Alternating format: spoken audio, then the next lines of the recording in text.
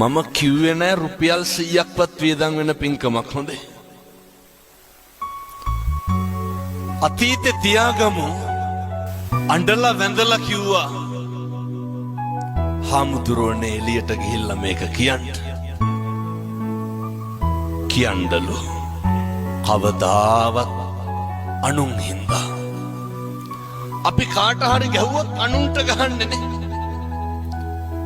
විඳවන්නේ කවුද? අපි පුරුදු වෙන්නලු එක විනාඩියක් ඉවසන්න. බන්ධනාගාර අධිකාරිවරයෙක් ලිපියක් ලියනවා. මරණ දඬුවමට උරුමකම් කියන හිරකාරයෝ 100ක් අරගෙන අහන්නේ හේතුව විදිහට මොකක්ද කියන්නේ? මහත්තයෝ එක විනාඩියක් ඉවසපු නැති එක. එක විනාඩියක් ඉවසුවනම් මොකද වෙන්නේ? පිහියෙන් අනීද? වෙඩි තියයිද? බෙල්ල කපයිද? නැහැ. අම්මේ තාත්තේ පුරුදු වෙන්න. මේ එකක්වත් අපිට ඕන විදිහට වෙන්නේ නැහැ. බුදුවරු කොහොමද පැහැදිලි කරේ? අචින්තිතම්පි භවති චින්තිතම්පි විනස්සති. මේ ලෝකේ කවදාවත් හිතන දේ වෙන්නේ නැහැ. වෙන දේ හිතා ගන්නත් බෑ. එහෙම නෙමෙයි. ඔක අපි දන්නවනේ. මොකක්ද අපි කියලා මේ ලෝකෙ වෙන්නේ? මේක හැම එකක්ම වෙනස් වෙනවා. නැද්ද? මොකක්ද වෙනස් වෙන්නේ නැත්තේ?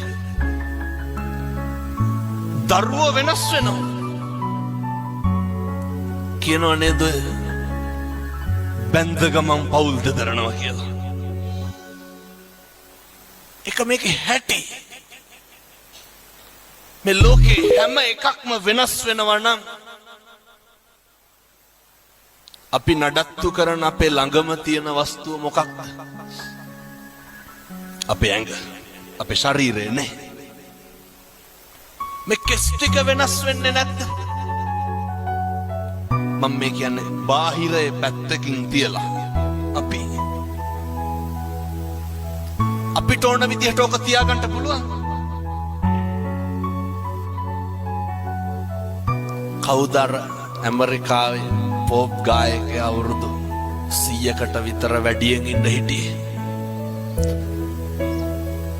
Michael Jackson. මොනවාද ජැක්සන්ට තිබ්බ අඩුපාඩු? දක්ෂ පක්ෂකම් කියන වෛද්‍යවරු 24 පැය සූදානම්ෙන් හිටියා. මැරුණේ නැත්ද? අපි ගැන කවර කතාද? කොරෝනා තිබ්බනේ නේ. මහරජා මැරුණේ නැද්ද?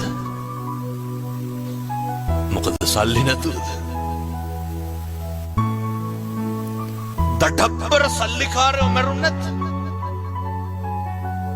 ගම්වල අපිට තිබ්බේ දෙතුන් පාර හොදපු මාස්ක් එක විතරයි. කම්මං දල්හං කින්ති කරෝමි. කර්මය දැඩි වුණාම හැම එකක්ම මේක වෙනස් වෙනවා. මතක තියාගන්න. දල්ල කඩි කාලා මිනිස්සු මැරෙනවා, නයි කාලා බේරෙනවා. එහෙමයි.